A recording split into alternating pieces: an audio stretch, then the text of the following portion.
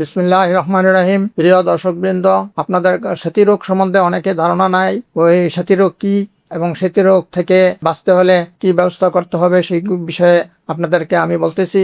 সেতী রোগ শরীরের ভিতরে সময় দেখা যায় যে সাদা সাদা চামড়ার উপরে দেখা যায়, কিন্তু ওগুলি সম্পূর্ণ সেতী রোগ না। কিন্তু সেতী রোগে কিছুটা হলুদ বর্ণ সাদা হয়ে আস্তে আস্তে সমস্ত শরীরে ছড়ায় যেতে পারে এবং সামান্য চুলকানি হইতে পারে। তারপরে আস্তে আস্তে সমস্ত শরীর ছড়ায় গিয়া মানুষের বিভিন্ন কঠিন আকার ধারণ করতে পারে। এই কঠিন আকার থেকে বাঁচতে হলে প্রথমেই যখন দেখা যায় যে শরীরের ভিতরে ছোট ছোট গোটার মতো হয়ে তারপরে সাদা হয়ে যাইতেছে, তখনই সাথে সাথে আমাদের কাছে ফোন করলে আমরা আপনাদের লক্ষণগুলি বললে আমরা ওষুধের ব্যবস্থা করে দিতে পারবো। আর হোমিওপ্যাথিক চিকিৎসা হলো লক্ষণ ভিত্তিক চিকিৎসা, সুতরাং লক্ষণের উপর ভিত্তি করে আমরা ওষুধ সেট করে থাকি।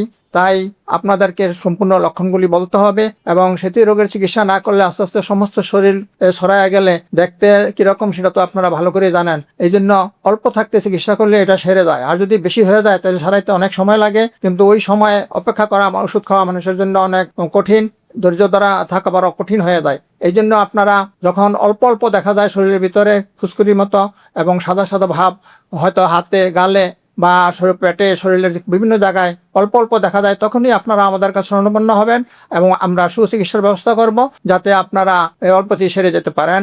আর এই রোগ যদি ছড়ায় যায় তাহলে মণ্ডলের সমস্ত জায়গায় যখন দেখা যায় তখন দেখতে বিশ্রী এবং নিজের কাছে অনেক খারাপ লাগবে। এই জন্য আপনারা আগেই চিকিৎসকের শরণাপন্ন হবেন এবং আমার নাম্বারে আপনারা যোগাযোগ করবেন এবং লক্ষণগুলি বলবেন, আমি আপনাদের চিকিৎসার ব্যবস্থা করে দেবো ইনশাল্লাহ।